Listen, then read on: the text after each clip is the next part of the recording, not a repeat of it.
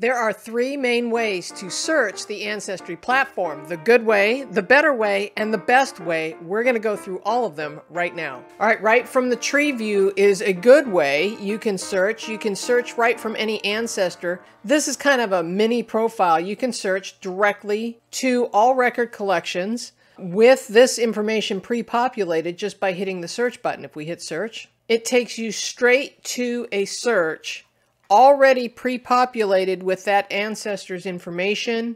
It starts with the family trees at the top, and then we've got lots of records that we could scroll through and take a look. That is the first way from the tree view. Another way you can search from the tree view, obviously, are the little hints that we have, and they will take you straight to the hints for that particular ancestor.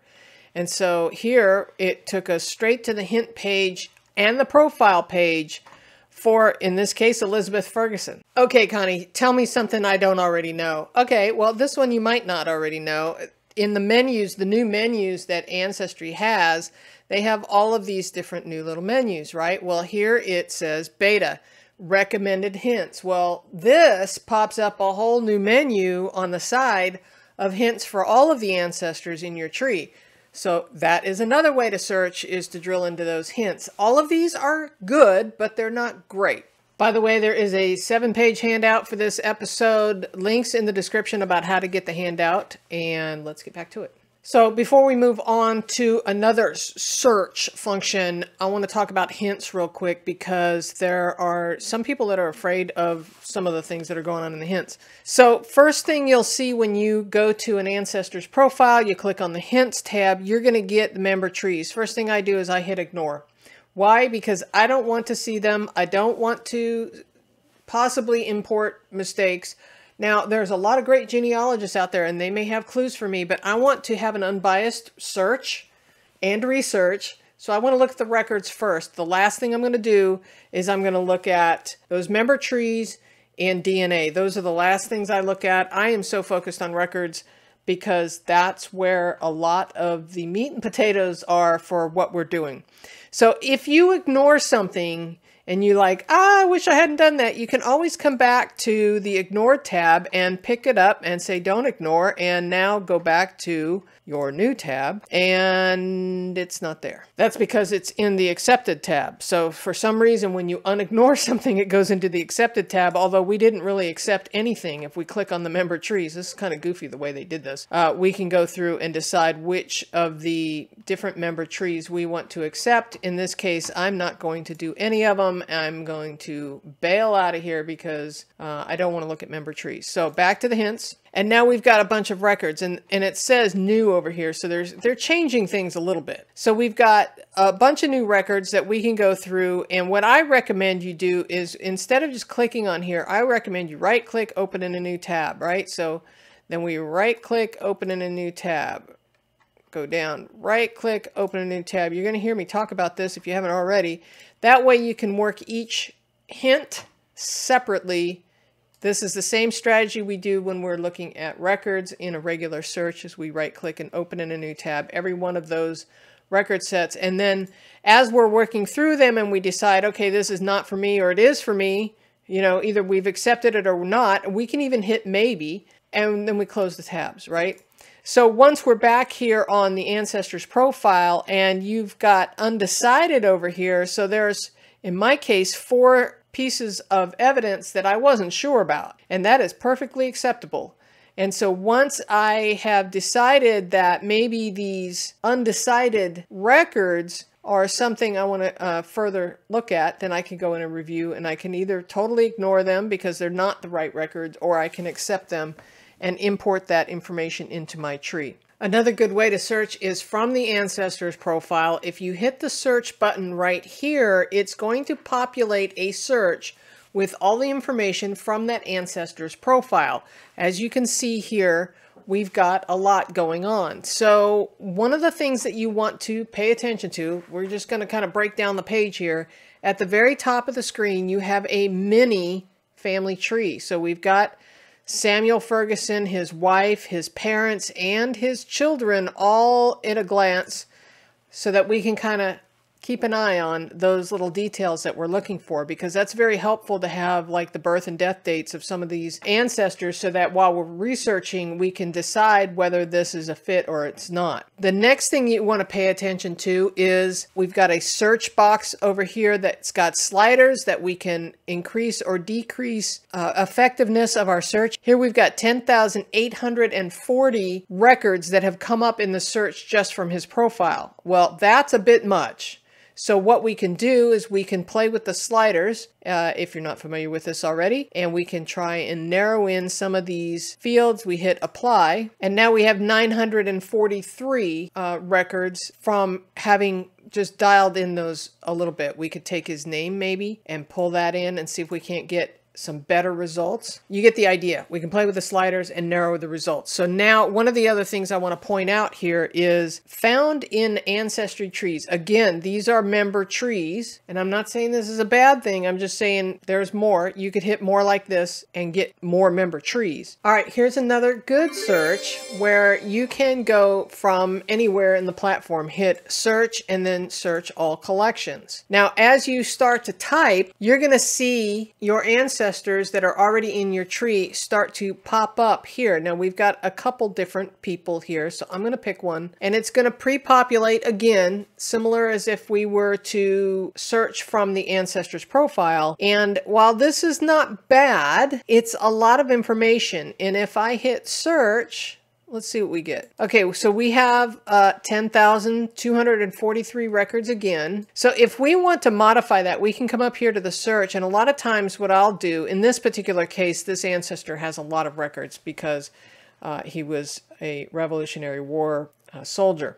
So if we scroll down, a lot of times what I will do is I will get rid of all the siblings, because if I'm not finding what I want, I will just sit here and X out all of these extra people that I don't want, because sometimes it is too much information in your search. And then when you hit search, you may get different results. Hey, we're going to get back to that video here in just a moment, but I want to let you know that Genealogy TV has a website, a newsletter, and a Facebook page. Links for all of that are in the show notes below. All right, let's get back to it. Okay, we've talked about good and better ways to search so far, and those are kind of the easy ways, but we really want to find those ancestors, those elusive ancestors that are hiding somewhere, and the records that belong to them. And the best way to search for them is to use the card catalog. So we go to search, we drop down to card catalog, and we start from scratch. Why do we do this? Because the card catalog has everything. It is unfiltered at this point. We have 33,000 record collections to search, and there's a lot that we can do here. Now, let's just kind of take a look at the landscape here to give you an idea. First of all, we can do some title or keyword search. We can sort by record count, which I highly advise. You can also see that there are a lot of new records, and you can just kind of scroll the whole record collection. They're always putting the new stuff at the top, so it says date added. You can also look at date updated.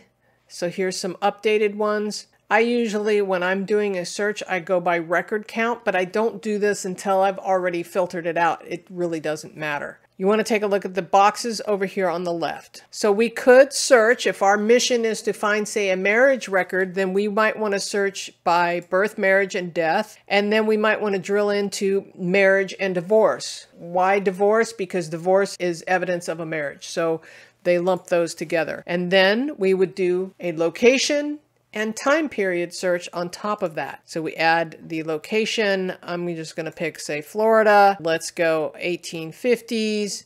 And so maybe we're looking for a marriage record in Florida.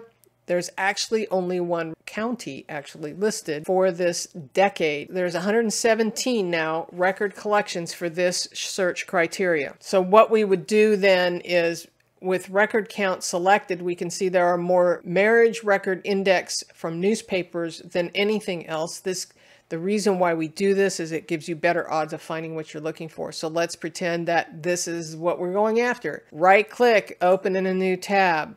Maybe this is applicable to what we're doing because it's within the time frame of the 1850s. We want to pay attention to the details here, right? If they were Lutheran, that might be an opportunity. All right, so let's pretend that those are our 3. Then we come over here and we search for our ancestors. Be careful again of that auto-populate feature because it will fill in sometimes too much information, sometimes less is more.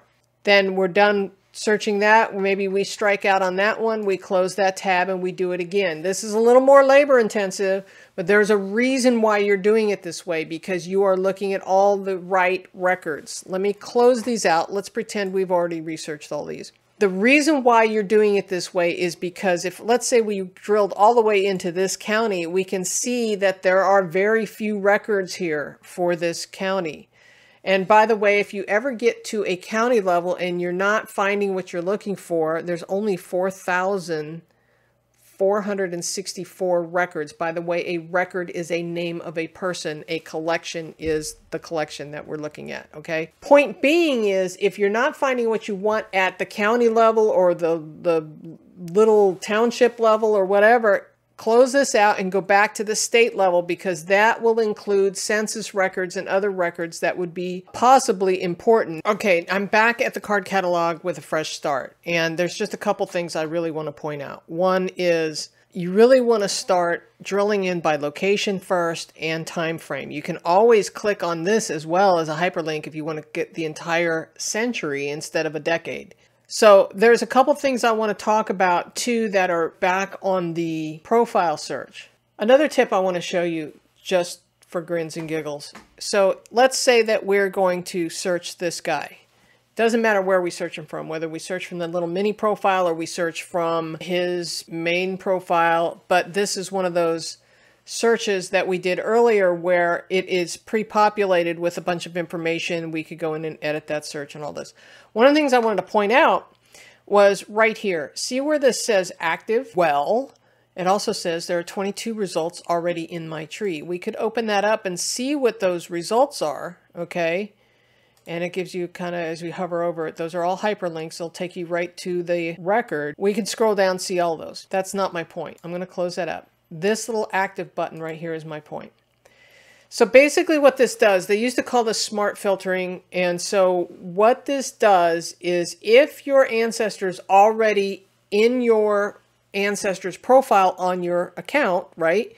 And you've already imported that record, it's not going to give you any more search results for that record when searching from the profiles. This is another reason why we like to search from the card catalog, because it's unfiltered in that way. Here, if an ancestor appears in a record collection twice, and you've already imported one of them into his profile, then it won't show you the second instance of that record. Now, there may be some exceptions like newspapers, but in my case, I have an ancestor who was in the 1900 census twice. I would not know that if I left this on. By turning this off, this becomes inactive, and now it gives you search results for all the records, even though some of these are already saved in my tree, okay?